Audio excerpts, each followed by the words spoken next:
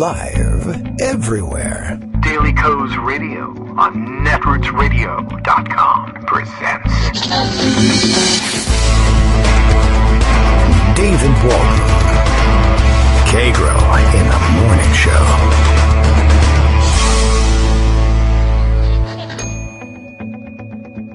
Now, here's David Waldman. Hey, good morning, everybody. How you doing? What is it? It's Tuesday, August 18th, 2020. Time for yet another show, and it's a good thing somebody's ready for it. It appears that Bill is prepared anyway, and has got his morning tweet up, so we'll just base the entire show off of that, why don't we? If I maybe had told him ahead of time that he had that power, who knows what he would have tweeted, but here's what we've got. This is the genuine article without any interference here. Daily Coast Radio is live now. Kagro X, me, David Waldman, is back at the radio desk. That is true. I can look in front of me and see that is the case. So far, so good, Bill. Having reluctantly concluded, it's almost always true, that his boy band days are probably behind him. This is all right. This is a nice theme. This is true. The hair's gone. The COVID pandemic quarantine hair is gone. My kids still have it, so we could always use them, I suppose. All right. Well, I don't know what happened last night. A bunch of things were on. I don't know, television, streaming, Netflix. Where was the convention? Did you watch? I can't hear you. What did you say? It's radio, so that's why I can't hear you. But you can tweet it to me, and I can read about your comments or whatever else. You could record a segment if you want. There's still a couple of days of the convention left. Why not give your take on what happened in the convention? And I don't know, maybe why you watch it, because there are some legitimate reasons to do so. It's allegedly very entertaining. Everyone is talking about the Michelle Obama speech. That apparently was the event of the evening. And no surprise there. She always gives pretty good speeches. Good enough for Melania to copy for her convention speeches. This one won't work, I don't think. They could tweak it a little bit, but it would be awfully hard to copy Michelle's speech and just re-deliver that at the Republican National Convention. But hey, I don't know. They are trying crazier things than I thought they would try at the Republican convention. We did sort of the, I guess, as traditional a show as you could have done, given the fact that it was entirely virtual. And then there was a little bit of some experimentation out there, too, as well. But largely, I think things went pretty much as people expected, except for the fact that one of the missing dynamics is that, of course, you don't have a crowd there to cheer, applaud, chant, wave signs, dance around in funny hats. I mean, that's always a distraction, if you ask me. But that's part of the game, and it's part of what separates. For instance, each year we're sort of accustomed to watching the State of the Union address, and as stupid as the president sometimes is, depending on who occupies the office, there are applause lines. Everybody's got a party in Congress at this point. If you're going to make it all the way to the presidency, someone is on your side. And they applaud for your lines. And if you are a Democrat, the Republicans will be there to boo or scream at your lines. So there's always that. And then the follow-up, the response allotted to the opposition party, always... Well, I mean, it kind of always goes over like a lead balloon because, and I always think, because there's this grandiose setting and this large crowd and there's applause and cheering for the president's address, and then just sort of dead silence as a speech is read off of a teleprompter in a library somewhere in a secret undisclosed location for the response. And it's never really felt, I mean, it can't be as effective. I guess it's silly to imagine it could be as effective as an hour-long speech on the floor of the House of Representatives. But it makes things difficult to follow up when you have that kind of fantastic setting. So in that sense, there was a lot of commenting. I saw that a lot of the speeches, as good as they were, and as good as Michelle Obama's was, it had, at least at the beginning, that vibe of Democratic or any parties, a State of the Union response. And that sounded like it was going to be disappointing. Though, as she went on, I noticed that the tenor of the discussion changed more to like, hey, this is actually a little bit more like fireside chat-y than State of the Union response. There's a lot more intimacy to it, and this is, of course, a better speech than most. And then, of course, I guess I saw people saying that it was a definite win, knocked it out of the park, et cetera, when she got around to borrowing Trump's offhand line delivered in his interview with Axios and Jonathan Swan, when he was confronted about the number of Americans who were dying daily, and still are, from COVID-19, and he said, it is what it is. And to great effect, she punctuated her line about Trump being just the wrong person to be president at this or any time, really. But in particular at this time, I thought it was well expressed, definitely. I mean, I like I said, I didn't watch the convention. I can't bring myself to do that. That's just a problem for me. We leave it to the experts. I like to watch the reactions to everything more than anything else. And that tells me more, usually, substantively than the speeches do. But I thought the video clips that I was able to see of her delivering that indictment of Trump just not being capable of being the person we need him to be at this moment in time, or at any moment in time, was a pretty good one. And driving it home with it is what it is. Hey, so that was a stinging indictment. A great start for a first night of the convention. Things are supposed to, if it's choreographed properly, escalate from here to, escalate isn't the word, crescendo, I guess, towards the climactic moment of the acceptance speech from the nominee. I'm curious about how that'll be handled. Traditionally, that is celebrated visually inside the hall. Traditionally, like the last, 30, 40 years in the modern television era, is celebrated with, the huge adoring crowd and blaring popular music of some kind and confetti and balloons.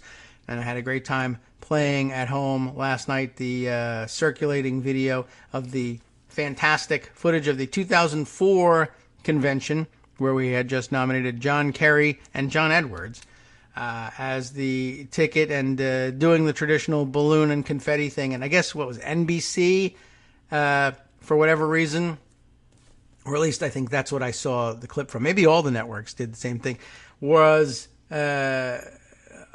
piping in the audio of the convention director's headset, in which he was giving his directions to the stage hands to choreograph the action up on stage, and wanting the balloons released. And they have thousands upon thousands of balloons. It's supposed to be this giant cascade of red and white and blue balloons of various sizes, and it's fun. And they had the giant ones, and people are batting them around in the audience. And then there's confetti, and it's supposed to be like a 5-minute, just, visually and audibly, it's supposed to be this insane celebration of the nomination. And it works on television. I mean, the reality of it is, you're sitting at home in your living room. You're not up there necessarily dancing around or anything, but there's a very definite vibe in the room, which they can create because they have, a couple thousand maniacal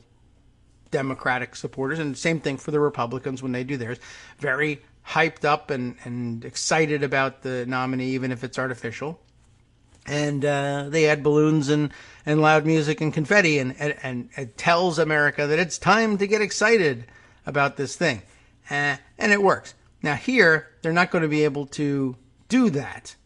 I don't think. I mean, I guess they could release flu somewhere. Or flu. Why am I saying flu? Well, they could release flu somewhere, like Trump says they do in China. I just saw pop up on my screen Trump's rather pathetic tweet from when? I don't know. This morning, he's complaining, he's trying to get the momentum back from having lost it from night one of the Democratic convention. It's to be expected. You could just leave it.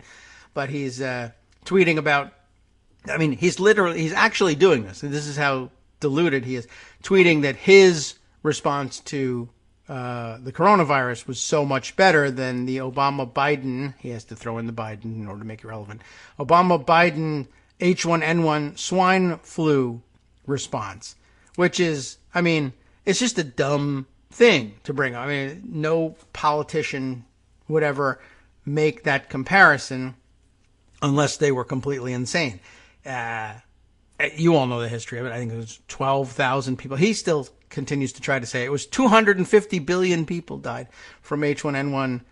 12,000 died, I think, over the span of about 2 years versus the 175,000 we have lost in 6 months.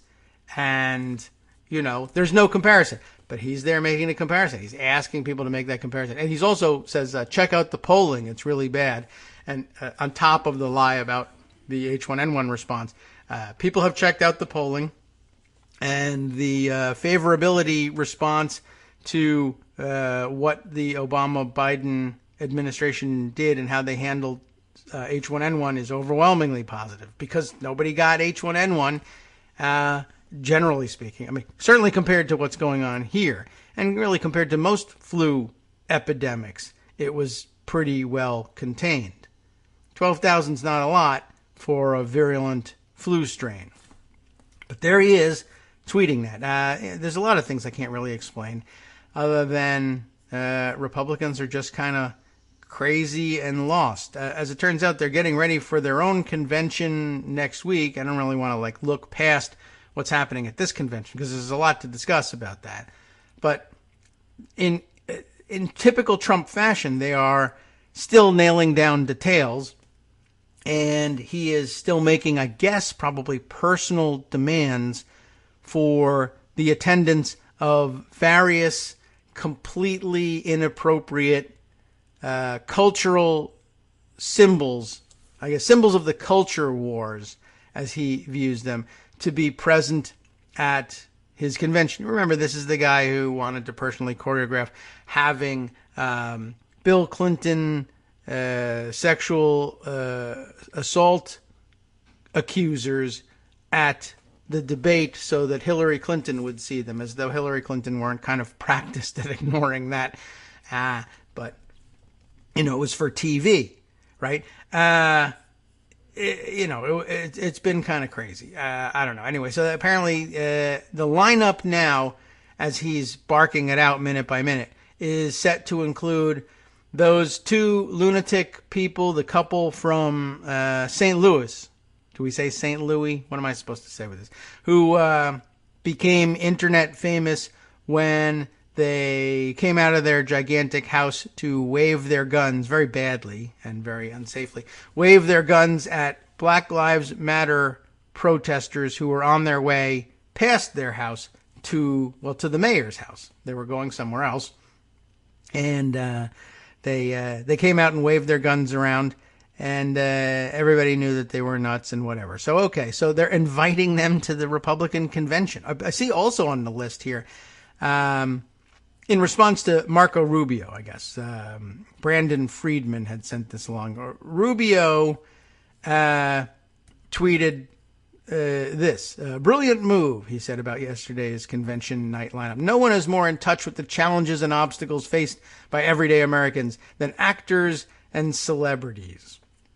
And I guess what incensed him was Eva Longoria, who's been doing some actual political organizing work, was given some time to deliver a speech, and this incensed Marco Rubio, I guess, to no end. She's just, as other people observe here, she's hosting, she's introducing other people, apparently. It was early on in the show, and it was completely overshadowed. By the time people noticed that he had been tweeting this thing, Michelle Obama had mopped the floor with the Republican Party, and everybody forgot it. So it was a throwaway line. But good entree for Brandon Friedman to remind us, let's talk about who's going to be lined up for the Republican National Convention. He says, this is literally who you'll be speaking alongside at your convention, Marco. First, the gun wacko couple. Also, looks like Jerry Falwell Jr., illustrated here by his latest pervo photo that got him booted out as president of Liberty University. Seems to have a problem with doing that. And the new surprise edition, the Covington Catholic school kids, or at least the one of them, Nick Sandman, who ended up, I think, suing the Washington Post for defamation and actually getting some sort of settlement out of it. But you'll remember them as the kids who sneered, snickered, and laughed in the face of the Native American protester at the Lincoln Memorial when they were making their visit to the Lincoln Memorial. So all the kids showed up in their MAGA hats and stared down this guy and laughed in his face and whooped in his face, and then said, we were having a thoughtful moment of prayer. Well, okay. So Republicans view all three of them as victims of liberal overreach in the culture wars, I suppose. And so I think they think that they're going to be like actual effective messengers. It's going to be a real contrast, I guess, to the way Democrats were illustrating their differences in, not the actual policy war versus the culture war, featuring regular people talking about how they've been affected by Donald Trump's failures and our general policy failures over the decades, all rolled up into that. I got to think, I guess really the truth is the average American doesn't connect with either convention in any significant way. They don't watch it. And when they do, they think it's dumb political stuff. Maybe they're interested in some of the stories, some of the more crazy stories. And, there will be Trump supporters and QAnon weirdos and hardcore Republicans who think it's absolutely fantastic to hear from the kid who teased an elderly Native American guy and then got called out on it as a victim of PC run amok. But I guess we'll just wait and see how that goes, and they'll have their turn next week. In the meantime, lots of other things to update, including, I guess, maybe a brief discussion I've been having both online and at home, talking about a little bit.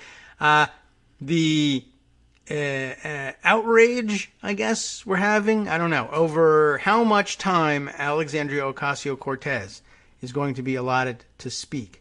Now, I did see a very good point being made yesterday, and I will absolutely 100% credit that person with making it as soon as I can remind myself who it actually was. But I think if I scroll back enough, I will find it.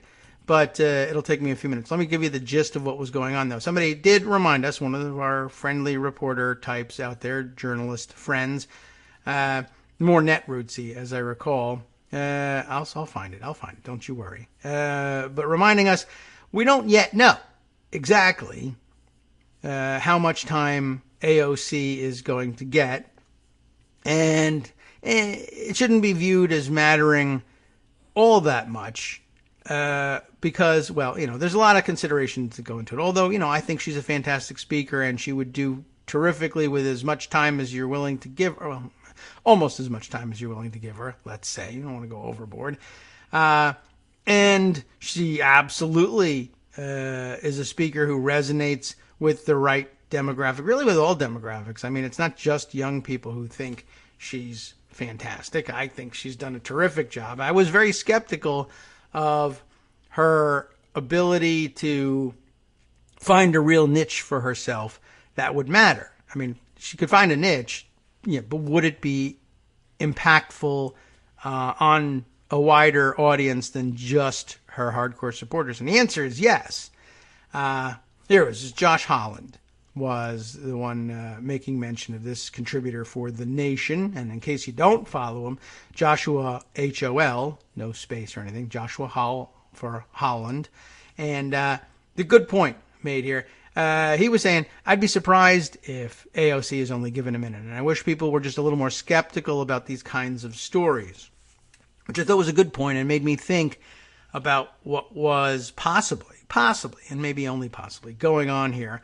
But thinking about the powers that be, some of them savvier than others, and who makes decisions about how much time people are going to get. And there's a lot of hands in that, and I'm not entirely certain who has the last and final word about that. But of course, the Biden campaign will have a lot of, the most input in that. The DNC, that is Democratic National Committee, people have their own DNCC, Democratic National, well, actually, not DNCC, but DNC. There's the DNC, Democratic National Committee, and there's Democratic National Convention that's hosted by the DNC.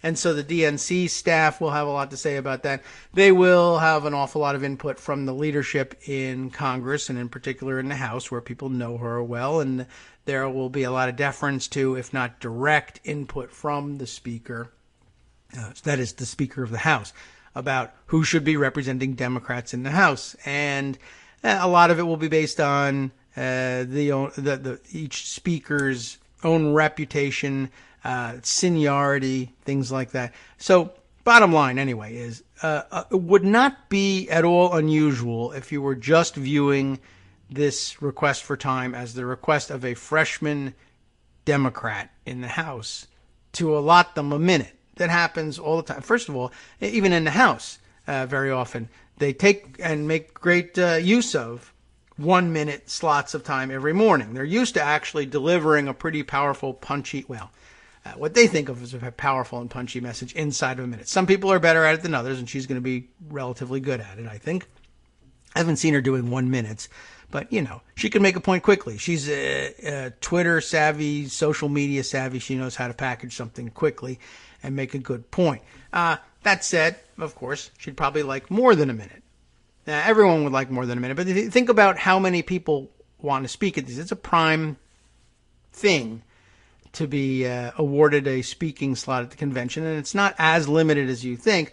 But, there's 200 and something Democratic members of the House who all feel, I'm a federal elected official. I've got a right. You should expect to hear from me, and my constituents will expect to hear from me at the Democratic National Convention. There's Democratic senators, of course. There's nearly 50 of those who will want a chance to speak. One of them is running for vice president, so she'll get her wish. There are Democratic governors. There are Democratic candidates for governor. There are Democratic candidates for the other 200 seats in the House. There are Democratic candidates for the 50-plus Republican seats in the Senate that are up for election. You want to boost every one of them. People are running for governor, people are running for state senator. There are state chairpersons who come from enormously powerful states, populous states, big electoral college states. A lot of Democrats, plus regular, occasionally the regular person who wants to make a contribution and who they want to highlight. So a lot of people want to get some time at the Democratic National Convention. And stuff kind of goes not around the clock, but a lot of it that isn't on television happens during the afternoon. And, so your rank and file Democratic Congress people will occasionally get a few minutes in the middle of the day, essentially. This is 5, 6, 7 o'clock when the convention hall, under normal circumstances, is barely occupied, but on camera, it makes no difference. It's not on TV. It's not during prime time, but their local cable nets can grab it, and local outlets can grab it and put it on the news or whatever.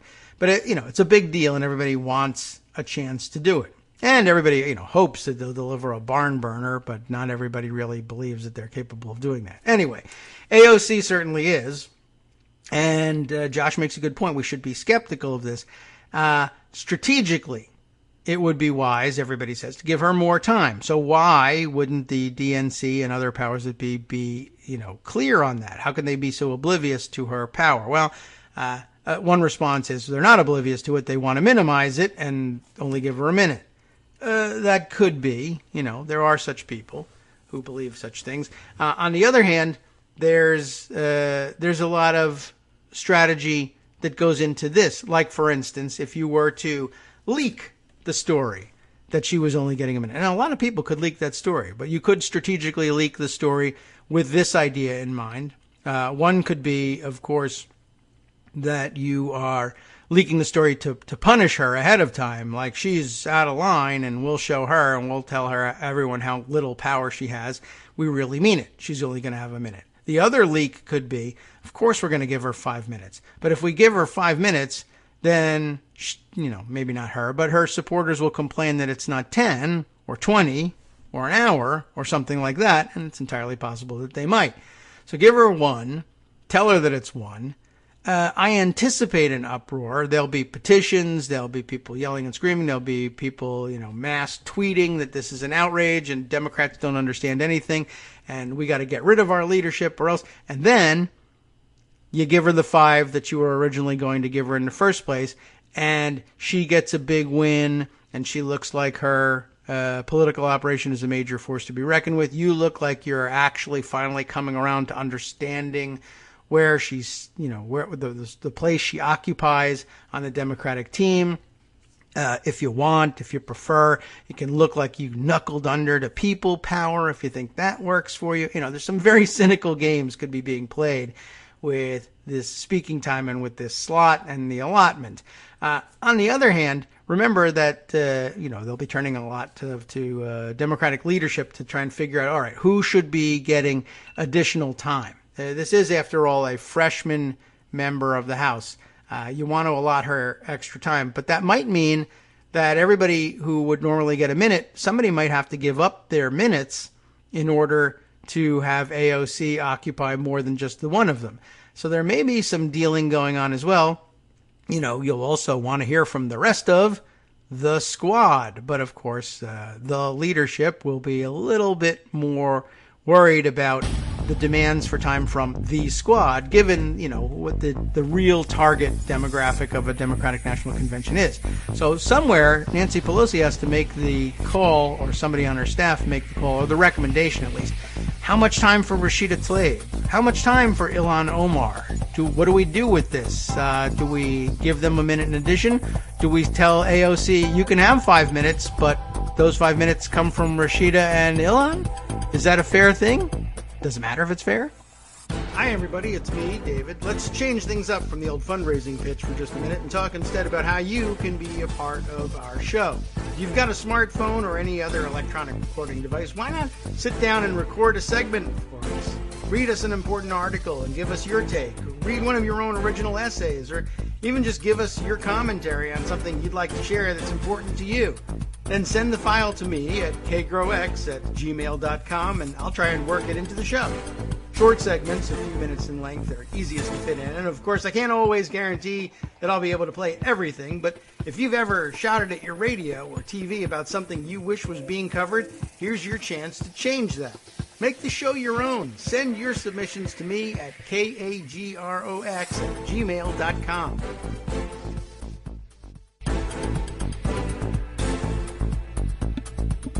All right. Welcome back now to the Kagro in the Morning Show here on Netroots Radio. I think we've pretty much, we can say we wound that up. Although I did see some additional commentary in the responses to Joshua Holland's original tweet. People clarifying that apparently what her role in the convention so far is going to be is that she will be called upon for the nomination to the convention. I mean, it's all taken care of course, but at this point, at some point in the convention, we call out the various names of the people who ran for or still contest for the nomination, even just formally, and then we have our vote, and then we, all the delegates vote for, or most of the delegates vote for Joe Biden, and then maybe we drop balloons, maybe not, right? Anyway, Bernie Sanders, you may recall, also ran for president. It happened again. I don't know if you noticed that it happened twice, but she will be formally nominating Bernie Sanders for president, which, I mean, they don't actually necessarily have to do it that way with with a name brand person doing the introduction and the nomination. I don't know whether AOC wanted that slot or not, or whether they said, well, Bernie Sanders is, I don't know if this is the case either, but if Bernie Sanders is demanding the opportunity to be formally nominated, even though he knows he's not the nominee, and he's, rhetorically at least 100% behind Biden and no reason to doubt that. I don't know whether that's something, I don't know. I can't recall about the mechanics of the way things, this is a bit of an unusual situation, I guess, the way Sanders runs his nomination fights. But anyway, she's going to be introducing the nominee, Bernie Sanders, who's not going to end up being the nominee of the Democratic Party, obviously, but that's how much time somebody who's introducing somebody else gets, a minute. It's kind of the way, and, why not? How long do you want the introduction to be, especially for the person who's not the nominee? Anyway, I don't know if that's a spot she wanted. I don't know if that was a spot that required anybody at all to take. Maybe she volunteered for it. Maybe no one else wanted it. Maybe she thought it was a great opportunity. Maybe she's, ideologically dedicated to the idea that he ought to be the nominee. I don't know. But, and it may have been the only slot offered to her. Anyway, they won't I don't think they'll expand that to 5 minutes, but maybe they will. Who knows? Maybe the person who wants to introduce her and finally nominate Joe Biden will want more time. Of course, he won the nomination, so that's sort of a different story. Anyway, I just thought it was an interesting thing to think about, and just sort of I pondered for a little while what it must be like to be Nancy Pelosi and other members of the leadership weighing in on these things and having to consider things like, well, do I unabashedly promote Ilhan Omar and Rashida Tlaib alongside AOC and others of the members of the squad, other women, freshmen, Democrats? Don't forget that, again, Nancy Pelosi has been a lot, like miles and miles better than any other previous speaker, Democratic Speaker of the House, in terms of making room for freshmen of all kinds, and in particular the women, this time around, and throughout her service as minority leader and as Speaker of the House. It's been a very conscious goal of hers to promote voices that traditionally get relegated. They stay in the back benches. No other speaker has really been as helpful to people who would ordinarily be relegated to the back benches as Nancy Pelosi has been. There's miles to go, of course, but it's just a quantum difference, the way she puts them on plum committees so that they are, able to do good work and bring home the bacon and be prominent members when they run for re-election. That first re-election campaign is when you're at the most vulnerable. If you can get past that, re-election, it's not necessarily a great thing, but the truth is re-election gets easier and easier for incumbents as time goes on until you hit some certain wall and people get sick of you, I guess. But, so it's strategic, too. It's not just because Nancy Pelosi feels some personal connection with them, though she may. You can just chalk it up to 100% strategery. She needs to maintain her majority, and part of doing that is promoting people who are at their most vulnerable so that they become less vulnerable.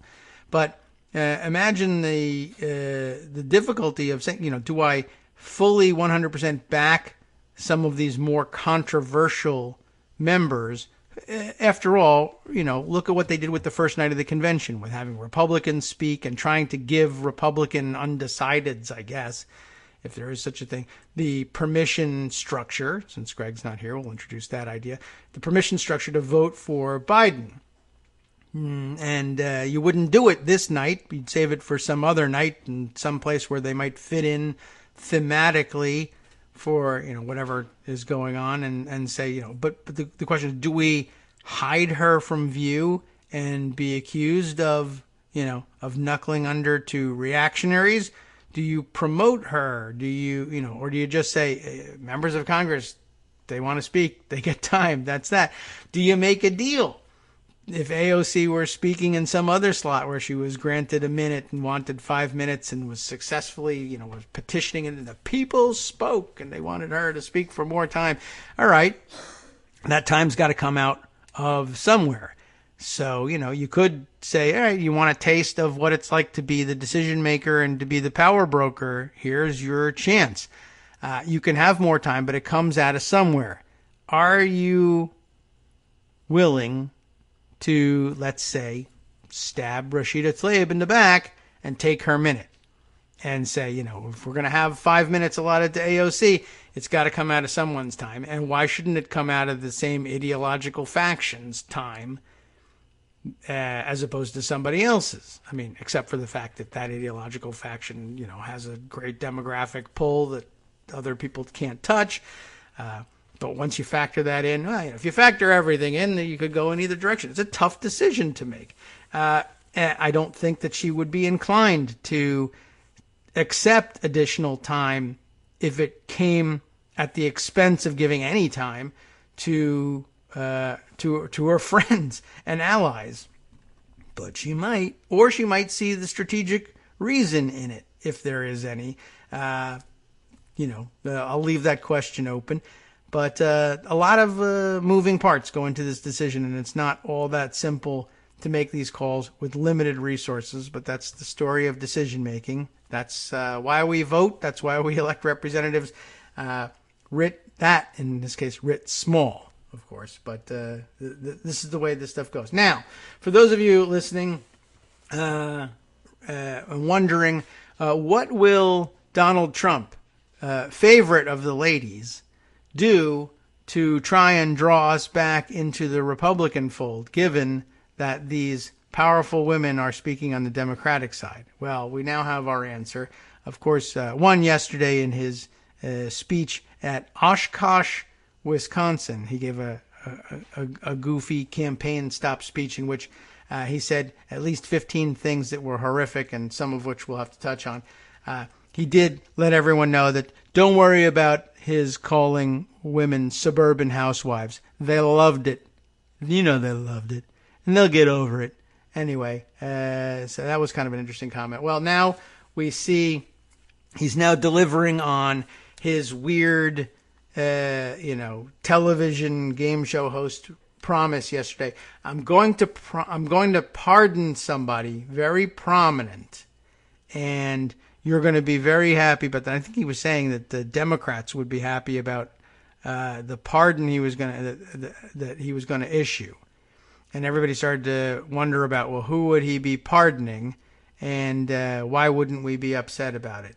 And the answer is out now. Paula Reed at CBS reports this breaking news. President Trump will pardon Susan B. Anthony, that totally alive person who will be able to celebrate it with her family. Susan B. Anthony, who was, of course, found guilty by an all-male jury of illegally casting a vote in the 1872 presidential election. Now, I guess this is supposed to make women happy. I don't know that Susan B. Anthony was a Democrat. I think she might not have been, but I'm not sure. And it doesn't matter. Posthumous pardons are a thing, and it makes some symbolic sense. Not necessarily this one, but it is interesting. So sort of playing for I guess he thinks he's playing for the women's vote with this. But of course, it's 2020 and there's no the women's vote. But that fits all of a piece with his other rhetoric, like the Democratic convention is boring and people are going to get up and turn the dial on their TVs. Well, there's no dial on TVs and there's no the women's vote. But okay, going to pardon Susan B. Anthony. I do think it's a little bit ironic that he's going to pardon her conviction for illegally voting, though. It's a little weird as he screams and yells and cries about what he thinks is the possibility of fraudulent votes being cast. I mean, it was wrong at the time, and we knew it, but it was considered, I guess, a fraudulent vote then. It's just a little bit weird.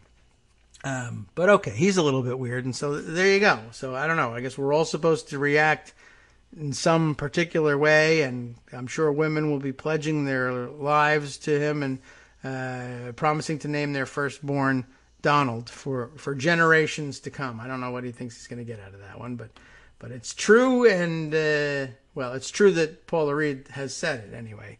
That's about all I got for you. All right, there's much more to round up. Let me go over to Pocket. Oh, you know what I could do? We could spend a little bit of time on the dumb, weird things that Trump said in his speech yesterday, just to hit the highlights of it.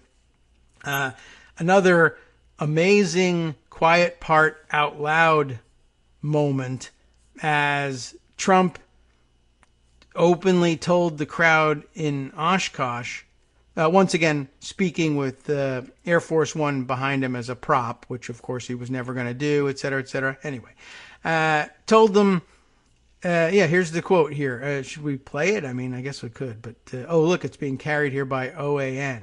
Anyway, the quote is, he says, and you know what, maybe we should play it because it was pretty astonishing, not only in how he delivered it, but the crowd reaction was a little weird too. Let's see, can I pull that up in Pocket on the big computer? And then I think then we can play the audio, but I got to punch a couple of buttons to make sure that everything is on here, and then pull it back some, reply on. Okay, whatever. Let's see. We got to turn on the sound. There we go, and then rewind this thing. Oh, this is really lousy sound on this one, but all right, let's see if we can't, maybe I'll pump up the volume over here, and see if we can't get a listen to this crazy speech. Now, this is about, listing his many, many accomplishments, as dumb as they are. This one about moving the embassy of the United States from the embassy to Israel from Tel Aviv to Jerusalem, which he mistakenly refers to as moving the capital of Israel to Jerusalem, which, they've already done, and we don't do that. It's their capital, but okay. But check out the rest of it if you can even hear it. Let's see. And we moved the capital of Israel to Jerusalem. That's for the evangelicals. You hear the cheering. It's amazing with that. The evangelicals are more excited about that than Jewish people. It's really, right? It's incredible. Now, that is pretty incredible, but I don't know if you could hear it. The sound wasn't great on that one, but if you listen closely, and I don't know why you would spend that much time listening closely to that clip, but he delivers the line. He says he's astonished. Well, first of all, the thing he says out loud, we moved the capital of Israel to Jerusalem. We didn't. We moved our embassy. Then he says that's for the evangelicals, which is the, again, quiet part out loud. Like, why would you do this thing, take this symbolic act in your relationship with the Jewish state for evangelical Christians? And of course, the unstated part of all this is that, well, evangelicals, a very specific strain of evangelicals, dominionists, who believe that moving the embassy, recognizing the Jewish state's capital as Jerusalem rather than Tel Aviv will spark a regional war that will culminate in the end of days, the apocalypse, the second coming of Jesus, and the rapture. And all of these things will be fantastic for evangelicals and relegate the Jews once and for all to burning in hell for eternity. So, it's not really a super enthusiastic moment for most Jewish people. I mean, while the Jewish state, I think, always wanted people to recognize Jerusalem as its capital, and the United States held out from doing so for a long time in the interest of acknowledging the legitimate grievances of the Palestinians. To the extent that the United States ever acknowledges legitimate grievances of Palestinians. This one small thing was what they were willing to do, but not Trump. So he moves it. And so, but to do this, to manipulate our relationship with the Jewish state for the evangelicals, because it will make them think that all the Jews will finally die. Why do you think the evangelicals were more excited by that than the Jewish people? That is an interesting question. And he won't look into it, of course. And he may or may not have any understanding of that. He just thinks it's an Israel thing. Jews should love it. But yeah, then how is it that you came to understand that that was for the evangelical? Anyway, also of some interest, the crowd reaction, which if you listen carefully, you might hear differently depending on what your own biases are. But it sounds to me like he says, well, that's for the evangelicals. Yay, say the evangelicals of Oshkosh, Wisconsin. It's amazing with that. The evangelicals are more excited by that than the Jewish people. And if you listen closely, it's than the Jewish people. Boo. I think somebody in the crowd boos the Jewish people. Which, par for the course, I suppose, with these people. And I'm not entirely certain that that's what's going on. And, of course, many people have pointed out they might have just been cheering for them, saying, Jews.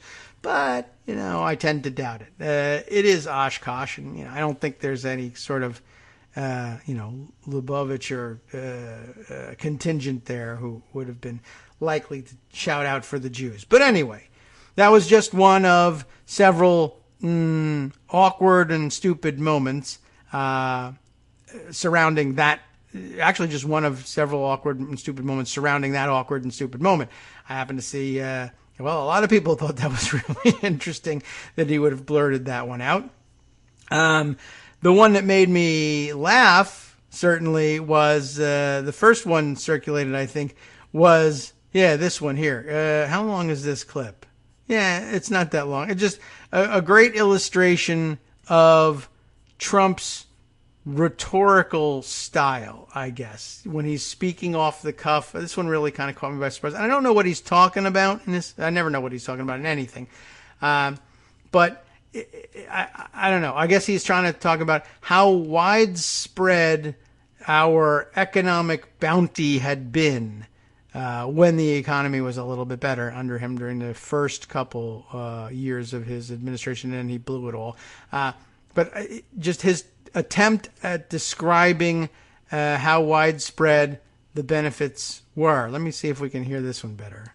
People with diplomas, people without diplomas, college students, crummy students, great students, horrible students, dumb people, liberal people, conservative people. Everybody was doing the best they've ever done. PhDs from MIT, PhDs from crummy colleges. Everybody was doing the greatest, the best they've ever done. And some of them were doing crummy, I guess, horribly. I mean, that was unbelievable. That was hilarious to listen to. And I don't even know what the hell it was he was trying to say. Oh, this is interesting. I thought it was, they were identifying this as, this is another stop. There's Oshkosh, Wisconsin. And this is Mankato. Is that right? Mankato. Mankato. How do they say it? Mankato, Minnesota. But that was pretty good. As I was just describing the broadest of cross sections of America, touching on, on every corner of America. Good students, crummy students, PhDs from MIT, PhD from crummy colleges. I love that. It's smart people, dumb people. Only Donald Trump could have done things that way. God, we're going to miss him. Yeah, well, whatever. Not really. Anyway, I don't know. That wasn't not the most impactful moment of yesterday's news, but I just felt it deserved some mention, at any rate, if not this prominent. All right, back in pocket, and let's get to the news that was really a little bit more important. See if we can't catch up on a couple of these things. Let's see. Here's something. Can I share this with you? This is I lied to you about giving you important news. I'm going to give you unimportant news, although it's of some interest. Did we ever touch on this? We've mentioned a couple times exactly how crazy QAnon people really are. And I think we've gotten as far as saying that they believe that there's a deep state cabal and blah, blah, blah, but a ring among Democrats and other prominent government officials and establishment types and billionaires and Hollywood actors and actresses and other elites. That's what they like to talk about this. What's their problem? They are satanic pedophiles and cannibals at that. Yes. Okay. So all of those things you're aware of. Were you aware of this one? Daily Beast brings this one up. How QAnon became obsessed with adrenochrome, I guess. ADREN, like adrenaline, adrenochrome, an imaginary drug that Hollywood is, quote, harvesting from kids. They are not, of course, and it doesn't exist and it's not a thing, and they're not harvesting it from anybody.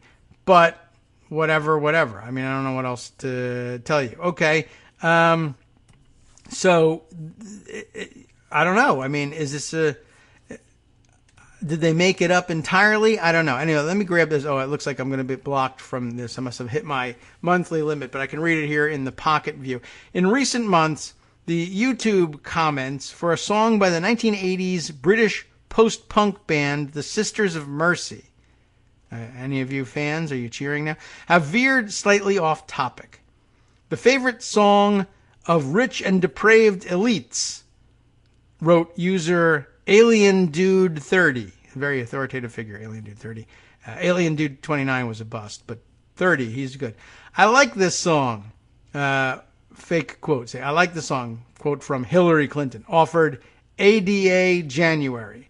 A Dean Latimer added, Q, Chasing the Goths. What's this all about? The track, which first appeared on a 7-inch in 1982, isn't one of the Leeds area band's better known songs. They're demonstrating their knowledge of the Sisters of Mercy here. Our authors. Oh, and can I at least get the author's name from their homepage? No, they're not even going to let me do that. Okay, fine. You blocked me from telling people who the authors are. All right. So, anyway, it's not one of their better-known songs. It's an abrasive, theatrically dark tune with early drum machine percussion and low, campy vocals. The lyrics are typical goth stuff, as is the Black Album artwork, which features the band's logo, a medical scalp illustration overlaid on a pentacle. How do you like that? That's a terrific visual. But it's the title the commenters were drawn to, adrenochrome.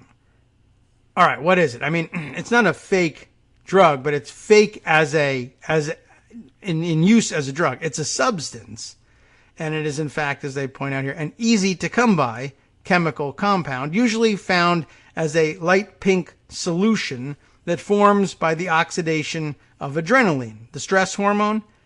It is not approved for medical use by the Food and Drug Administration, though researchers can buy 25 milligrams of it for just $55, but doctors in other countries prescribe a version of it to treat blood clotting. Okay, so that's the background on what the damn stuff is.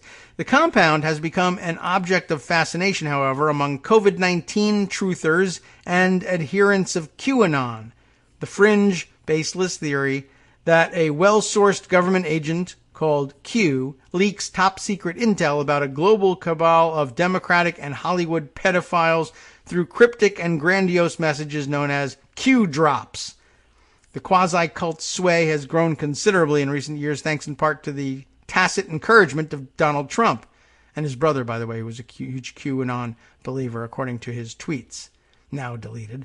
On Tuesday, a QAnon promoter named Marjorie Taylor Greene, you know about her, won 57% of the vote in a Republican primary for Georgia's 14th congressional district, all but ensuring her a victory in November.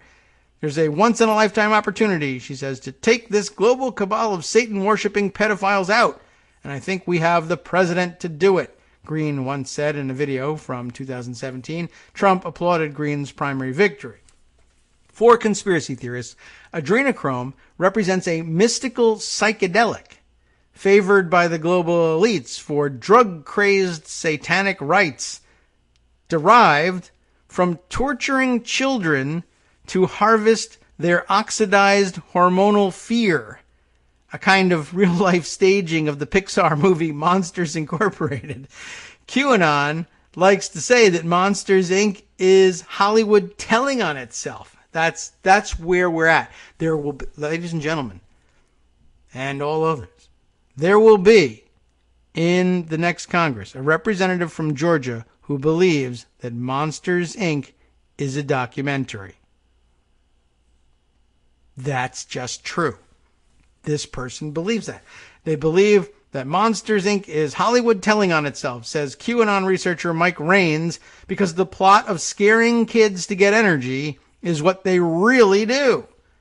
The highest profile adrenochrome incident took place in 2018 when Google CEO Sundar Pichai I don't know, Pichai. You'd think I'd know how to pronounce it, but I've never seen an interview with him, so we could look on YouTube and find out. All right. Anyway, he was questioned by the House Judiciary Committee, which if I had watched that, they would have pronounced it maybe, about a conspiracy called Frazzle Drip. I don't even know what to tell you about this. Heard of Frazzle Drip, reads one comment on the Sisters of Mercy song, just to let you know that they know about this. The crackpot theory involved a mythical video supposedly squirreled away on Anthony Weiner's laptop that, if leaked, would show Hillary Clinton and her one-time aide, Huma Abedin, performing a satanic sacrifice. Of course. So they videoed it and put it on their computer. Yes. In which they slurped a child's blood while wearing masks carved from the skin of her face, which is a long walk for losing the election, don't you think? I mean, quite honestly, I think there would be more disappointment expressed about that. But anyway, codenamed Frazzle Drip, the video, why, was supposed to depict an adrenochrome harvest. That's what was going on while they were doing it. It never materialized, like the Whitey tape. But the drug has since become a common reference in conspiracies of the far right, of course, because it fits so well with being the pragmatic people who just want to, bring America's expenditures under control, right? It never materialized, but the drug has since become a common reference in conspiracies on the far right. In the past year, the compound has been name-checked by German soul singer, I didn't realize there were any, Javier Naidoo, Naidoo. Okay. Right-wing evangelical and failed congressional candidate David Daubenmire, and ex-tabloid writer turned QAnon conspiracy theorist Liz Crokin. How is it possible that people are able to make a living through this stuff? I have no idea. There are a lot of Anons, those are QAnon adherents, that believe the white hats tainted the elite's adrenochrome supply with the coronavirus. So that's the big problem here. We'll be right back.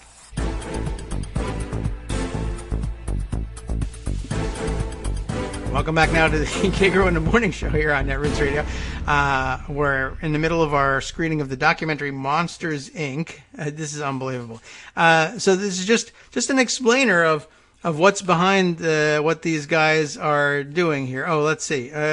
Scott sends me a related story, and I can't believe that there are any, but this claims to be a related... Oh, is this a... this, too, is a Daily Beast story, so I'll have to sort of manipulate my way into reading it if we take a look. But QAnon promotes pedo ring conspiracy theories.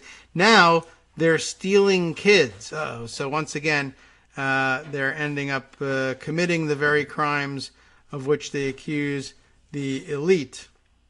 I guess not surprising in that sense. Let me pocket it, and then I can at least share it with you.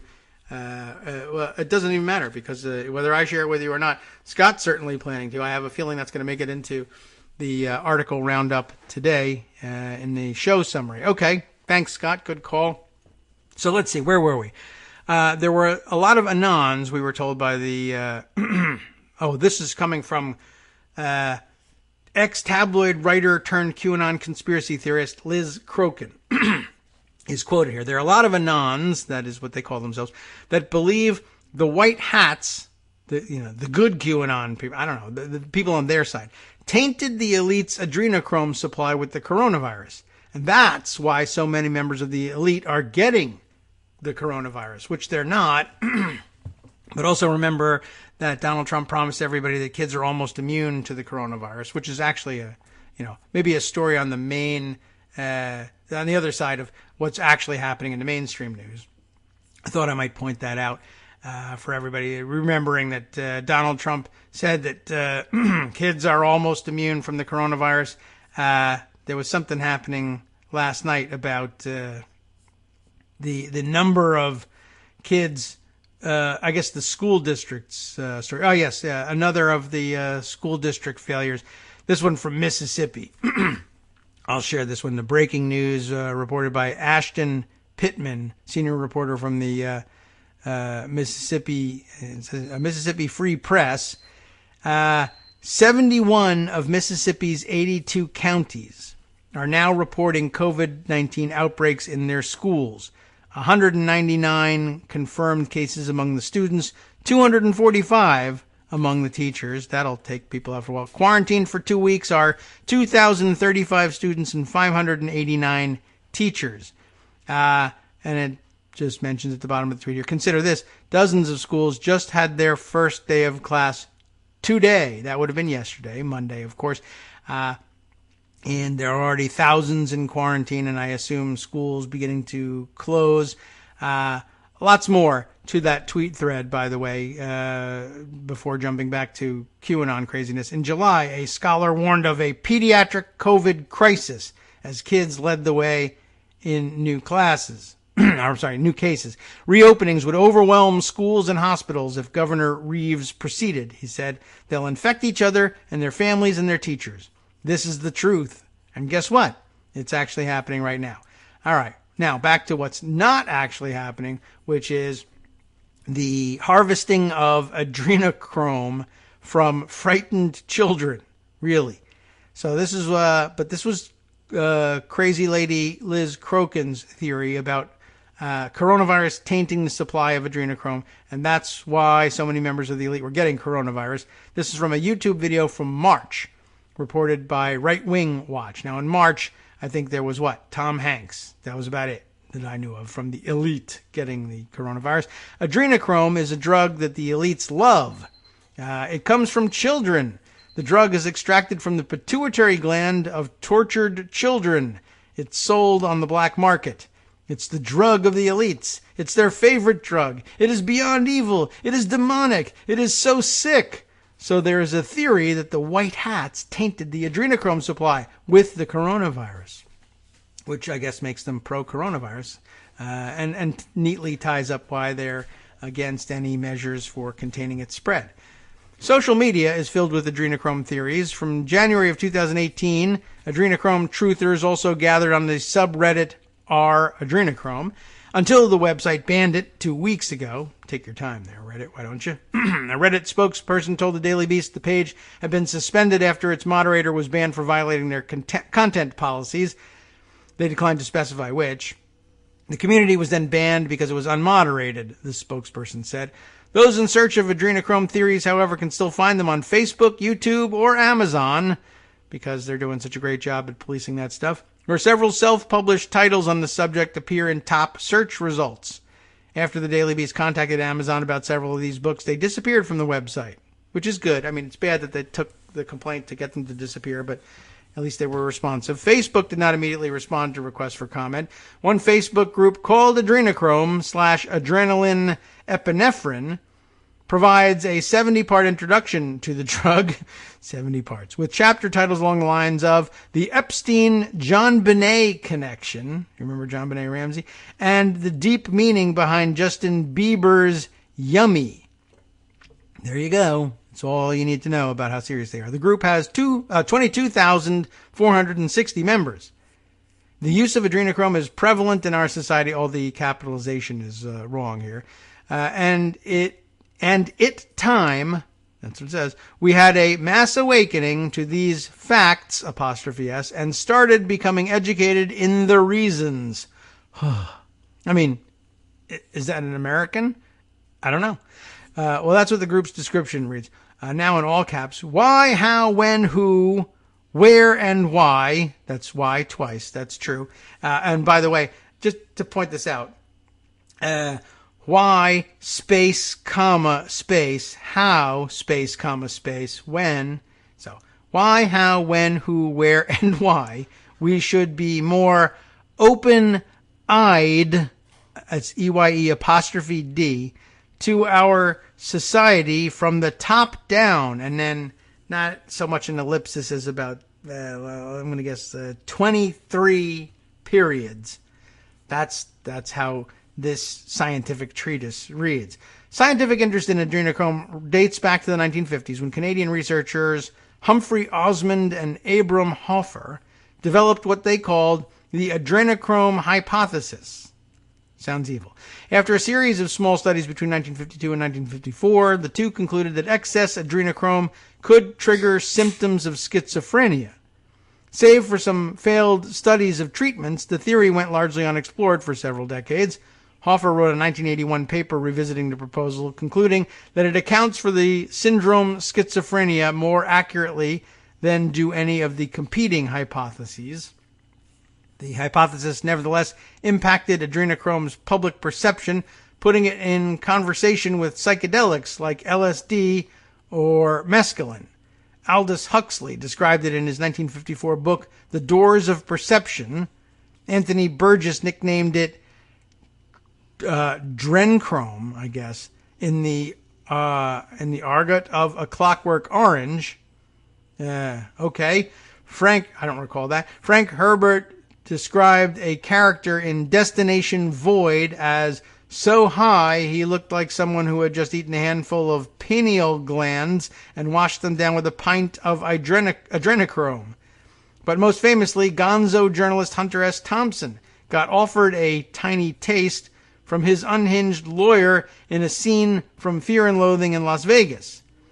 The stuff makes pure mescaline seem like ginger beer, the lawyer said. You'll go completely crazy if you take too much.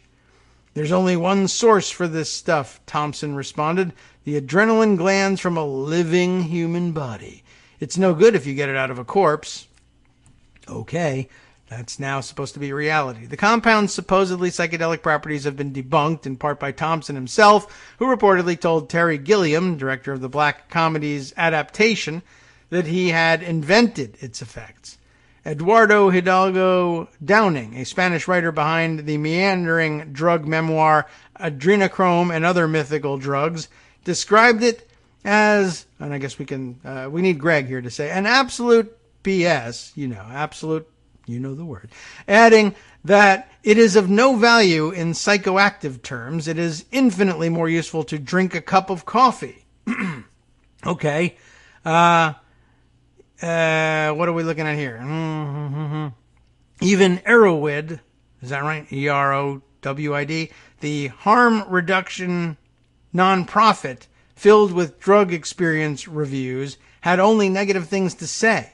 Effects are extremely weak, absolutely not fun, nor psychedelic in any way, one user wrote.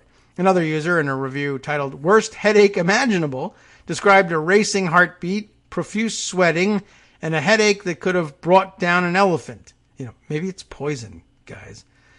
The incapacitating pain allegedly subsided after 2 hours, but recurred periodically for the next 7 days. I had absolutely no hallucinations, he concluded, unless I was hallucinating the headaches. Well, he is being open-minded. There's an aspect of QAnon obsession that resembles demented literary criticism. Every current event encoded with hidden meanings, global criminals desperate to signal their crimes through symbols, millions of messages waiting for the right close reader to unpack them. That Q adherence would seize upon a drug drummed up by a semi-fictional memoir makes sense. In a way, I guess. In that way, they're not unlike the Sisters of Mercy, whose single, which describes school kids harvested by nuns, is a clear Thompson nod. And I guess there's some lyrics of it. The Catholic girls now, stark in their dark and white, dread in monochrome, the Sisters of Mercy, something, something, something, panic in their eyes, rise, dead on adrenochrome. That seems like it's worthy of basing a worldview on to me. The band just did a better job with the source material. Conspiracists missed some important subtext, the jokes.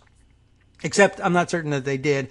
My theory remains that QAnon was launched as a joke. It was a bunch of kids trolling idiots, trying to see what's the dumbest thing we can make a large number of people profess to believe and run for Congress on the platform of, and they just have not found that limit yet and continue to keep going. All right, there you have it. They crazy. That's all I got for you here. Let's take a look at what did Scott send me here. Was this Will Sommer, it looks like, wrote this piece. Again, I'm going to have to view it in the pocket view. QAnon promotes pedo ring conspiracy theories. Now they're stealing kids. I don't think I was aware of them stealing kids. But this looks like a rather lengthy piece, so we're not going to dive all the way into it. When's it from? Is this a new or current piece? Almost got to look at it before they covered up the date with the pop-up. Yeah, it looks like it's relatively, is it August or April? I got to look again. August 16th, yeah. So it's a new one. I guess if everybody is super interested in it, well, we'll give you the link. And if you haven't run out of free stories from the Daily Beast, or maybe it's an exclusive for subscribers only, you can, maybe you want to subscribe and tell us about whether it's worth the time on this one. I think I can read it through the Pocket View, though. But clearly, there were other things that we probably should spend a little more time on than how crazy QAnon people really are. Although it's good entertainment, that's true. And it's worth keeping an eye on these idiots and just how sick they are, I guess, since one of them is going to land in Congress at some point. That's going to be really amazing. All right, let's see. Interesting developments of all kinds here. How many shall I sample from? One, the Washington Post reporting, or not reporting, but publishing the op-ed of one Miles Taylor.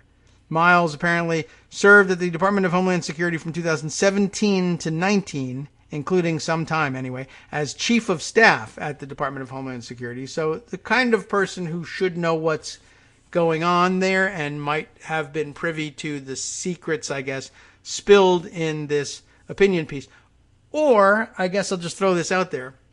If you were at the Trump Department of Homeland Security from 2017 to 2019, and not before, like not a career DHS person, and including time as chief of staff there, which would, really require a kind of ideological purity test in order to rise to that level. You're not maybe all there. But anyway, assuming that this person is all there and then runs away, as described in the article, because everyone there is actually crazy and incompetent, there's a way to getting to this being a possibly legitimate criticism. And it's very interesting. The headline, at Homeland Security, I saw firsthand how dangerous Trump is for America. I mean, I see it from here, but he saw it from over there, and that's what makes it interesting.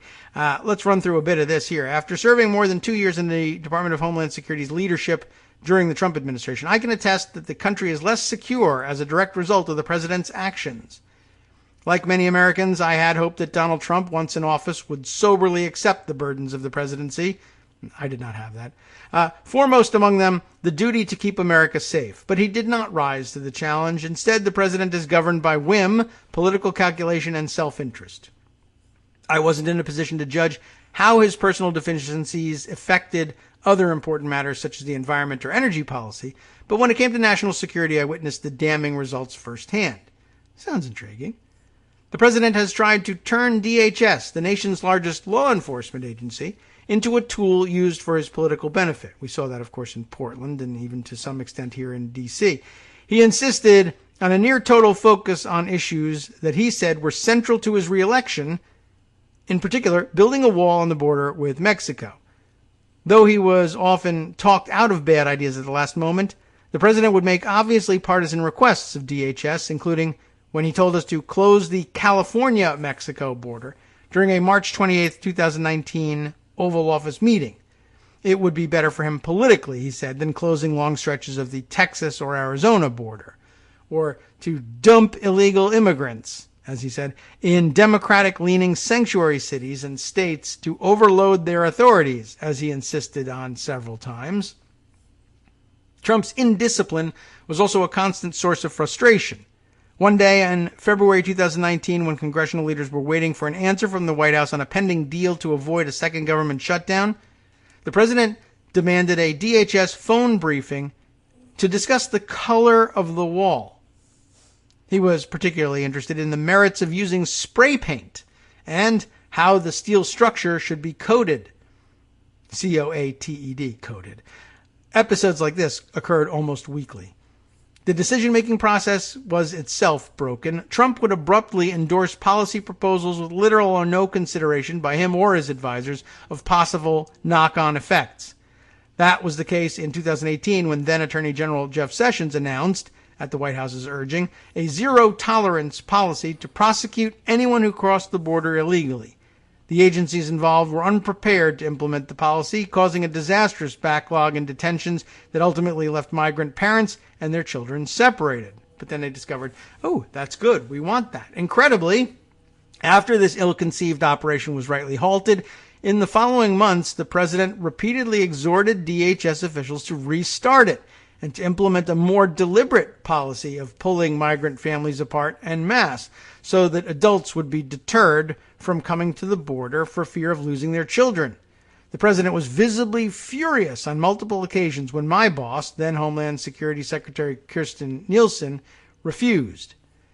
The top DHS officials were regularly diverted from dealing with genuine security threats by the chore of responding to these inappropriate and often absurd executive requests at all hours of the day and night. One morning, it might be a demand to shut off congressionally appropriated funds to a foreign ally that had angered him. Ukraine. And that evening, it might be a request to sharpen the spikes atop the border wall so they'd be more damaging to human flesh. His question at the time, how much would that cost us? Meanwhile, Trump showed vanishingly little interest in subjects of vital national security interest, including cybersecurity, domestic terrorism, and malicious foreign interference in U.S. affairs. How can you run a huge organization under those conditions? You can't. At DHS, daily management of its 250,000 employees suffered because of these frequent follies, putting the safety of Americans at risk. The president has similarly undermined U.S. security abroad. His own former National Security Advisor John Bolton made the case, he says, so convincingly with his recent book and public accounts that there is little to add other than to say that Bolton got it right. Because the commander-in-chief has diminished America's influence overseas, today the nation has fewer friends and stronger enemies than when Trump took office. Trump has also damaged the country in countless ways that don't directly involve national security, but by stoking hatred and division, make Americans profoundly less safe. The president's bungled response to the coronavirus pandemic is the ultimate example. In his cavalier disregard for the seriousness of the threat, Trump failed to make effective use of the federal crisis response system painstakingly built after 9/11. Years of DHS planning for a pandemic threat have been largely wasted, and meanwhile more than 165,000, now nearly 175,000 Americans have died. It is more than a little ironic that Trump is campaigning for a second term as a law and order president. His first term has been dangerously chaotic. 4 more years of this are unthinkable. Or I might have gone with is, but okay, unthinkable. Got it. So an important entry, although, my doubts about how much weight to give to Miles Taylor, and so does the president. He's tweeting this morning, I don't know him, he's a loser, never heard of him. He rose to be chief of staff of DHS. Said it's possible that, the president doesn't know who the interim chief of staff is for a cabinet secretary that he hates and is trying to fire. But there you have it. It's out there. Let's see. Other, maybe I could say more important news. There's some salacious news, but maybe something more important. I'll read you this report from law.com. And if I recall correctly, was it Pat Snyder? Did you point us to this one? Yes. Sending us to the tweet of Zoe. Did you say Zoe or Zoe?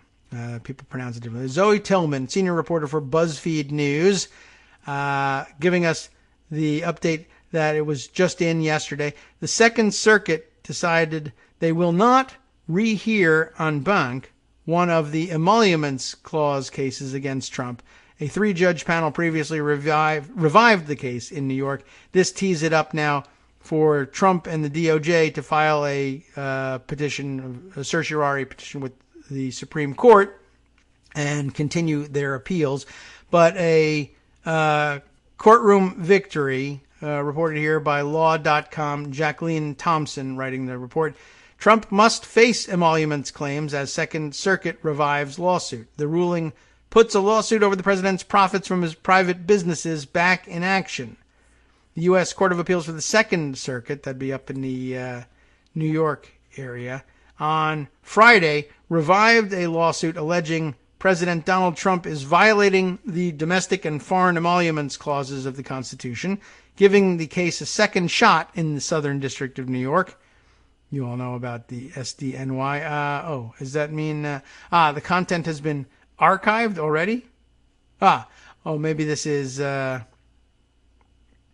this was, I guess, the original reporting from back in September of 2019 from the Second Circuit 3-judge panel in that case, reviving the case. I guess then they petitioned for a rehearing en banc, were denied yesterday, and that means that Trump and the Justice Department will appeal their, they probably moved to dismiss the case. On what grounds, I can't even recall anymore. But they'll now appeal to the Supreme Court to see if they can get that one answered.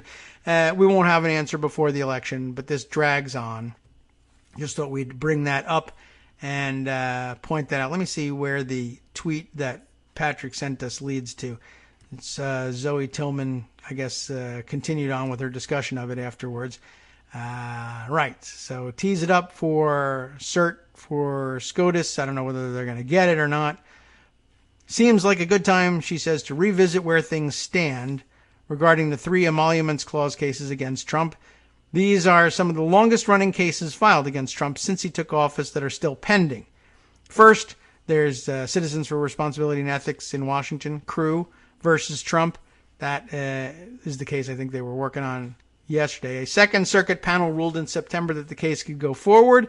Per today's order, it was yesterday's order, a majority of judges voted against revisiting the September ruling en banc.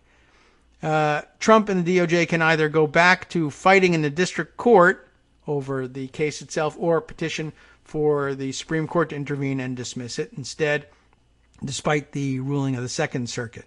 There's a second case, D.C. and Maryland, the attorneys general there suing Trump.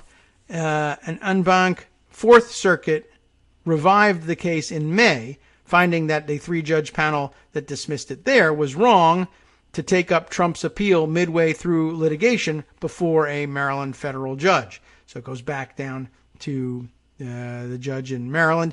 Trump's lawyer vowed to petition SCOTUS, but that doesn't appear to have happened yet. And then third, Blumenthal versus Trump, the lawsuit filed by Dems in Congress. A D.C. Circuit panel there ruled in February that Dems didn't have standing to sue.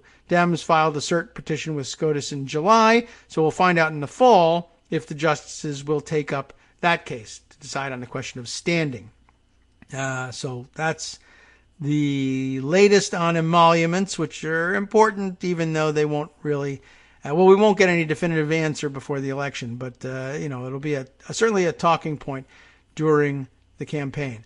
Let's see. The salacious news, not sexy salacious, just politically salacious news from yesterday from Business Insider. Will they let me read it? Let's see. Maybe not. Let's see whether they will allow a view of it through Pocket. And didn't I put it away in Pocket already? I think so. But let's go take a look. Yeah, it might. Oh, that's right. This resolved immediately to the original. All right. Let's see. No, there it is. A powerful Republican central to the president's 2020 reelection bid was part of a more concerted effort than previously known to remove him from the ballot in 2016, sources told Insider. This is just another story of another person who was once a never Trumper who failed to get rid of him and then suddenly became found the ability to get used to him and adopt the stance necessary to become a big player in Trump world. Anyway, this is the maneuvers of Katie Walsh and, to a lesser degree, her husband, Mike Shields. Their machinations have been discussed quietly among some of President Donald Trump's closest advisors for years. They have both served in powerful posts, including the White House and the Republican National Committee. Some of those advisors have debated whether the two actually want to help the president or whether they simply want to cash in on their access to Trump. What's the difference? GOP efforts to strip Trump of the nomination during the closing weeks of 2016, the campaign in 2016, have been reported in news stories and published in books. At the time, the news cycle was dominated by the Washington Post's October 7th story about how an audio recording from Access Hollywood, see, we got distracted, I guess, on which Trump could be heard boasting about sexually harassing women. You know the one. Now, some people with direct knowledge of the roles Walsh and Shields played in those events are going on the record to tell the behind-the-scenes story of a dramatic moment in U.S. politics that could have changed history had it gone a different way. But it didn't. And so we're stuck with them. Just another of these interesting stories. We'll let you read the balance of it. Hi, it's me, David Waldman, your host for Kagro in the Morning, and I've learned that I either need to update these announcements more often or stop saying that the announcements are brand new. What's not new is that this message, too, is a call for your support in keeping the Kagro in the Morning show on the air. My thanks go out to all of you who do support the show through your donations. The stats say that Kagro in the Morning fans download our program about 2,000 times each weekday, but our donors make up only about 8% of our daily listeners. Patreon.com, Patreon.com, makes it simple to make easy, secure, recurring monthly contributions to support our show. Patreon.com/KagroX gets you straight to our donation page. If we're helping keep you sane during the Trump era, consider what that's worth. $1 a day? 50 cents? One thin dime? We do about 20 shows a month, so pick a number, do the math, and head to Patreon.com/KagroX to let us know. Thanks again, everyone, for all your support.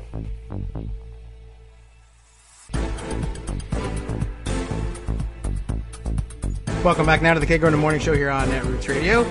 Joan McCarter is here with us. She called in during the break, so we're ready to jump right in and say hi and catch up on this very weird day. I know there's more news than just Monsters, Inc. being a documentary. And a member of, a real live person who's going to be a member of Congress. I guess that who knows what could happen in between then and now. Maybe she flips out too much for Georgia somehow.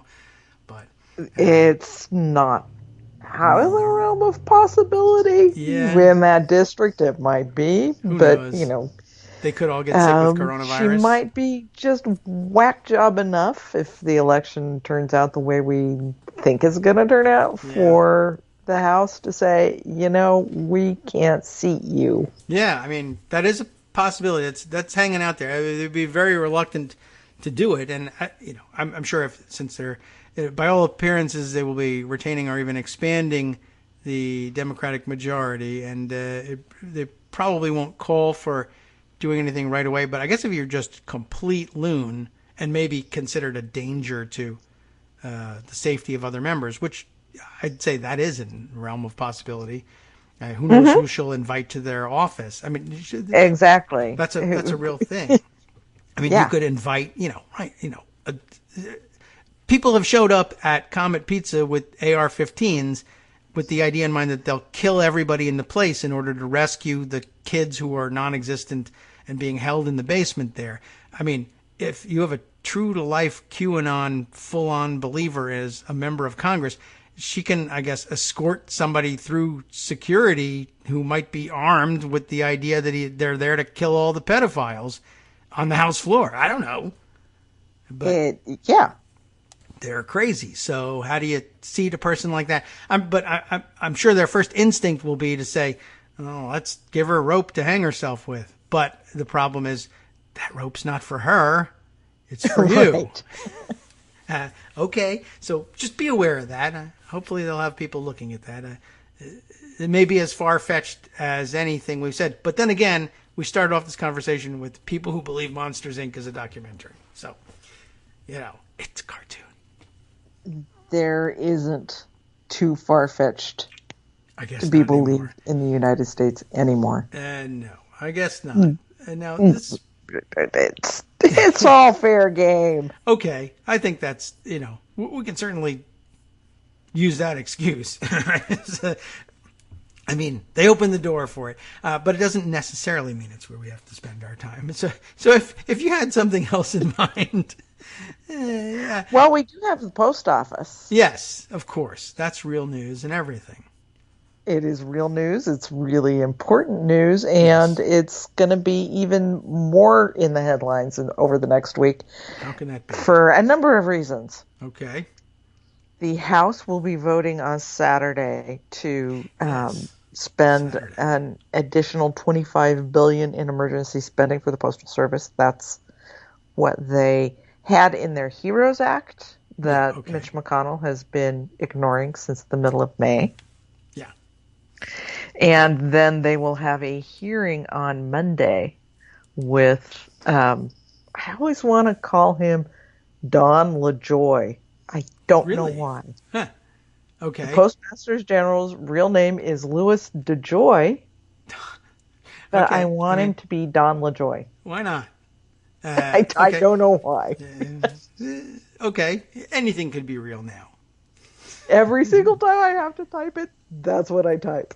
At any rate, he's going to be testifying along with, I believe, at least one of the Board of Governors of the Postal Service in the House on Monday. But Senator Ron Johnson, genius of Wisconsin, has decided he's going to try to preempt all of that. Oh. And have a hearing on Friday. Where he is, the Washington Post says, according to their sources, expected to press DeJoy on whether the Postal Service truly needs the $25 billion in emergency funding. Okay. That's not something that Republicans were planning on doing in the House hearing? Probably, but he gets to do it, I guess. He gets to do it first. He gets to do it before the House has the vote on Saturday for the money. In addition to the money, what they're going to do is demand that the Postal Service roll back service to what it was as of January of this year, pre-coronavirus. Meaning overtime is restored, the will be frozen are put back and unlocked. Okay, Hello? yes, that would be good. Well, did you hear that? I did. Did I make it up? No, okay. You didn't. There was some sort of. I looked like our stream froze there for a second, but we appear to be okay. All right. In case we missed that, the $25 billion and services rolled back to what they were pre-coronavirus, pre-DeJoy becoming Postmaster General, is what the House legislation will be on Saturday. Then they're having their hearing on Monday. But Johnson's trying to preempt that to say, look, this House vote is silly, you don't need the money, and everything's fine, right? But what Ron Johnson maybe didn't think about ahead of time is the fact that Kamala Harris is on this committee. Yeah. And she's pretty good at questioning people. Yeah. Right. She's done very well with that. Like, you might be in their position based on corruption. Might have gotten a patronage position, a very plum patronage position, to destroy a U.S. institution by giving millions of dollars to both Donald Trump and to other Republicans in the last 4 years. Yes.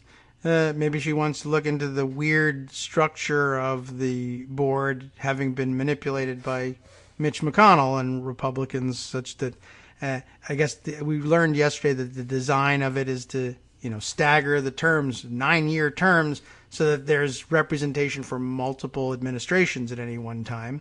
But as it happens, everybody on the board now who's been appointed by the president has been appointed by Donald Trump, because they blocked all of the previous nominees for long enough, and then retirements and other attrition has landed us with something that it was designed to prevent.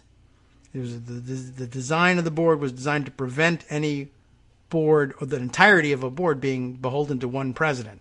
That's what we have now. And the design of our entire republic, other than maybe the Electoral College, was to prevent what we've got right now. Yes, that's a better point. Larger.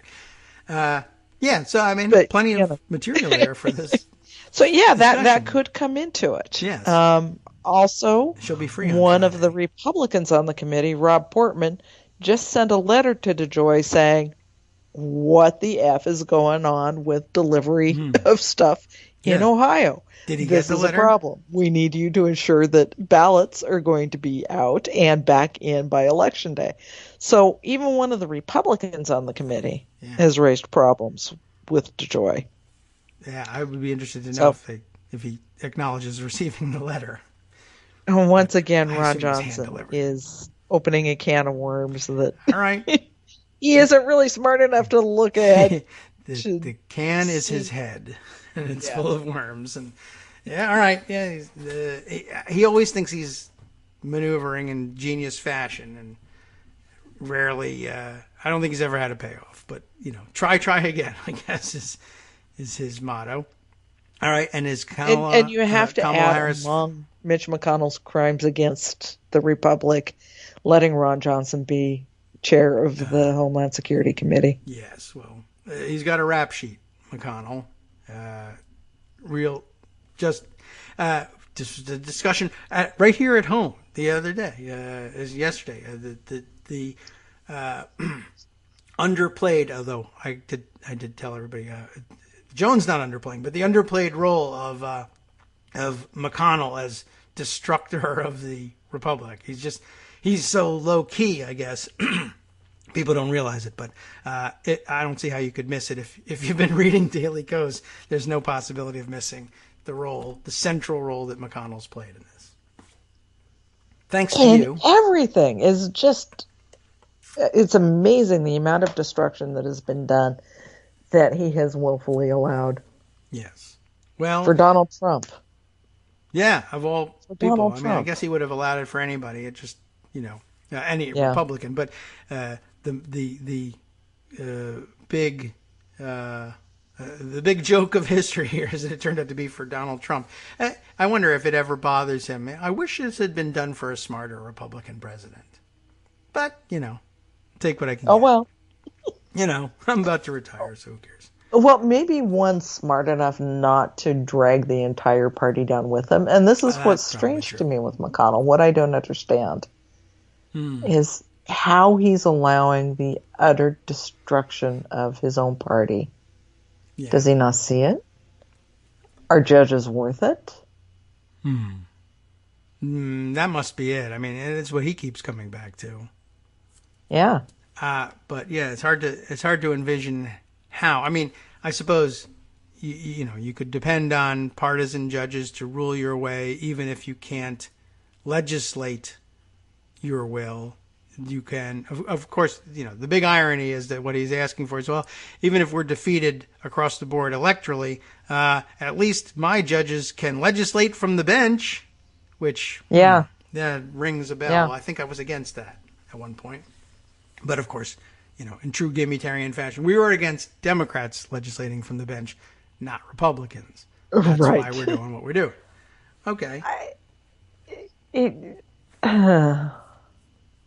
I mean, he's entirely capable of being cynical enough and evil enough to say, all right, we go back to de facto pre-civil rights laws, pre-Voting Rights Act, and just rig it so that we never lose an election again. Yeah.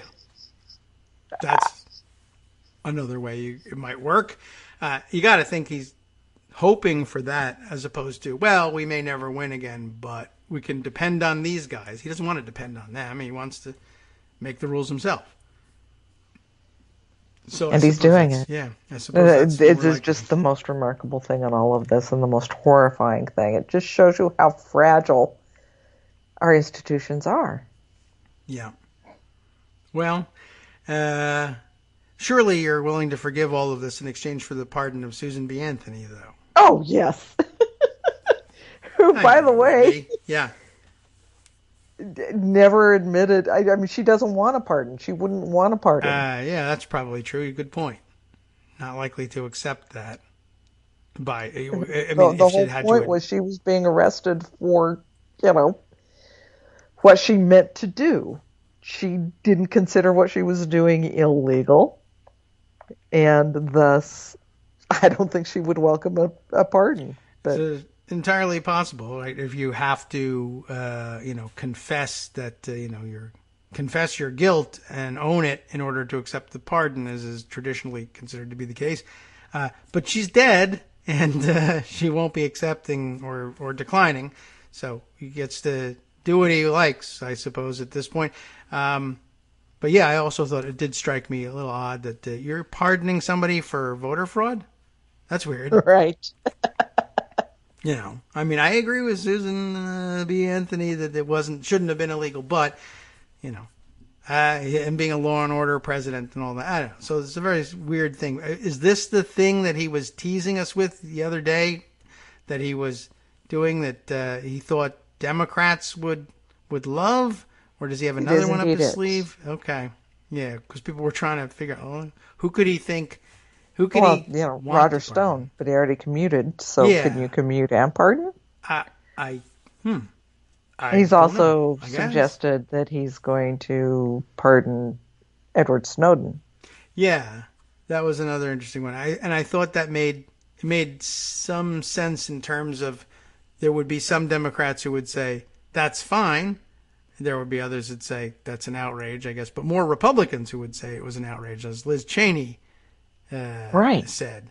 But they don't get along. But still, that was something like. I mean, to me, pardoning Edward Snowden at this point, for Trump to do it thinking was trolling Democrats, I guess I would just be, You really don't remember the Bush-Cheney years, do you? I mean, I don't get the idea of, of making me, it was supposed to make me happy or furious, and it did neither, and I wasn't sure what, so, okay, it's not him, at least not now. It's Susan B. Anthony. Yeah, who would have figured? Who was making a point by voting illegally in 1872. All right, so I'm going to undo your point for you now that you can't object. All right. Which is about as sexist thing as you can do. I guess so, right, yeah. So he's mansplaining the law to her posthumously. He's erasing her great achievement. This wasn't very important, actually. Just wanted to let you know. Okay. I guess that'll change everything. I bet it was Ivanka's idea. Yeah, maybe. I don't know. Could be a thing for her for I mean, would Trump have any idea who Susan B. Anthony was otherwise? Probably not, except, she was associated with money, so that maybe piqued his interest. Well, and there is the Susan B. Anthony Fund or whatever it's called, the anti-abortion group. Right. And there is a Susan B. Anthony official in his administration, so it could have come from them. That may be who's behind him in this video. I didn't recognize the women standing behind him in the announcement, and maybe that's... I'm sure that's who it is, okay. Yeah. Makes sense. I would have thought he would have gone off the cuff. I got to tell you, I never liked the Susan B. Anthony dollar.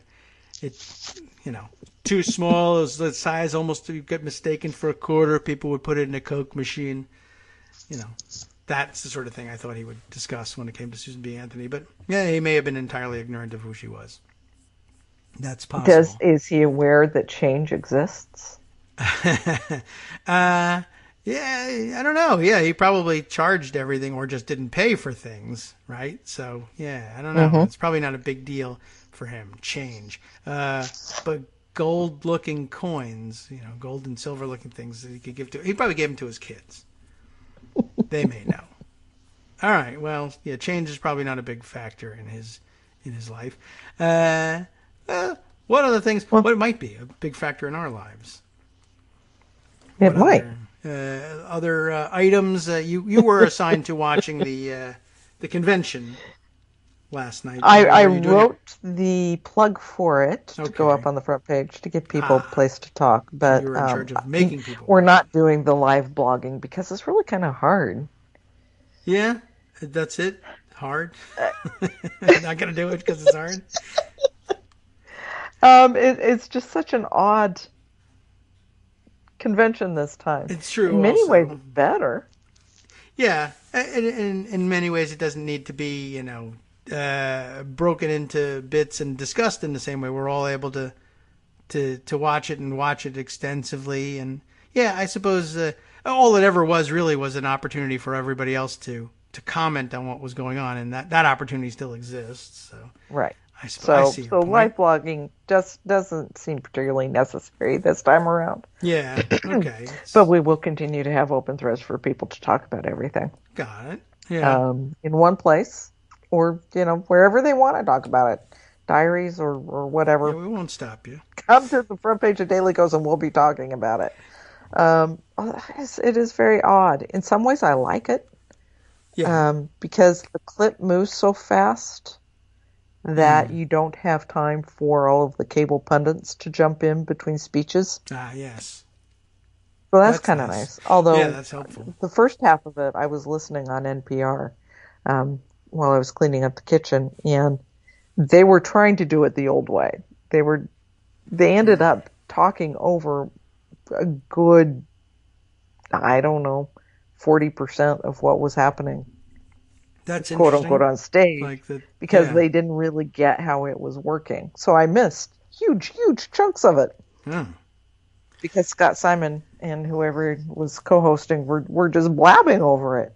So don't listen to it on the radio. NPR screwed it up. Don't listen to it on the radio. Maybe they've learned their lesson on it today, but that's an interesting point. Usually, you need time for the crowd applause to die down and the music to change, and then somebody else to come on and introduce somebody else. And without the crowd noise, there's no opportunity for the commentators to blurt out, their take on the speech, which it is a nice thing. I guess I'd be glad to hear that was gone, except for NPR.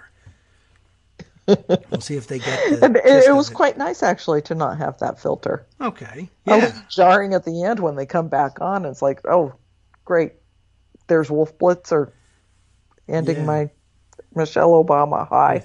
With pent up And by the way, comments. that was Michelle Obama's speech was one of the best political speeches I've heard in I don't know how long. A lot of people if you haven't seen it, go find it. I have seen all the important clips, but I'll have to sit and watch it all the way through. Watch the whole thing; it's really worth it. It gives I think you. We owe that to her. It's inspiring. I'll tell you. Look, a lot of people who frequently agree with my take on speeches, i.e., don't watch them; they're boring. Said no, this one seems to have been worth it, and it's the best sort of convention content there is. Taking people who are like, all right, I'm bored of this already, and turning them into, all right, I'm ready to go, and whether it's knock on doors or I guess this year I don't know what, throw rocks at doors. I don't know what we do. Probably a bad idea. Don't do that. But a different kind of campaign. But that's the point of the convention for people who are already committed Democrats. A lot of commentary, spot on. I think reminding people that most of the television content isn't really for committed Democrats so much as it is for the rest of the country who's kind of just tuning in. So don't be too upset about programming choices if you don't have to be. But there is a certain amount of content that's also there for the crowd, the committed Democrats, to get them excited and willing to work and to remind us what it's like to have a competent president surrounded by normal people who can think and speak out loud. Oh, yes. In complete sentences that make sense. Yeah. So much that aren't better. about them. We haven't had that in some time. We've been deprived.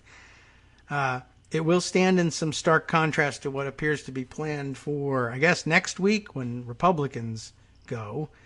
We mentioned a little bit about the people they are inviting. Hadn't mentioned yet that Trump has decided to give his acceptance speech from the White House South Lawn. Totally illegal, but whatever.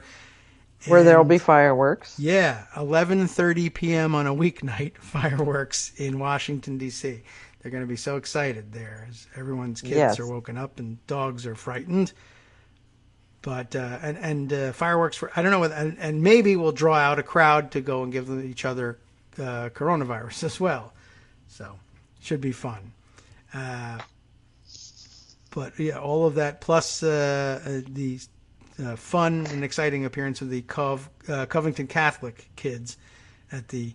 We almost forgot about them. We almost forgot about them. The St. Louis couple with no word yet on whether they'll have their guns present. All right, yeah. Well, that's what made them famous. I hope they'll allow them to bring them on stage and wave them around at people. They're not real good at unloading them properly. No. So maybe they'll put on shoes. Yeah, that would be nice. No shoes, no shirt, no service, they always say. No convention this time. There's some collection of grievance weirdos. That's the convention message. It's usually the Republican Party. Yeah. I mean, there's no mystery about it. It's just ordinarily they have a television producer on hand to tell them, well, what we really need is, a more positive message or about America being great or whatever. No, make America angry again. Sure. The nominee gets the convention they want. Yep. So. And, if what he's trying with the post office works, Yeah. I think that we'll be able to work around him. I think that we'll be able to vote, and I think that this is going to backfire hugely. But we'll see an indication of that on Friday with Ron Johnson's hearing, I think. Yeah, I guess. We've got Rob Portman today or yesterday, I guess, wrote the letter about it. Right. We've had Steve Daines from Montana, who's up for re-election this cycle and is looking very tight. He's signed on to the $25 billion for the post office that Susan Collins is trying to get, speaking of vulnerable Republicans. So is Cory Gardner.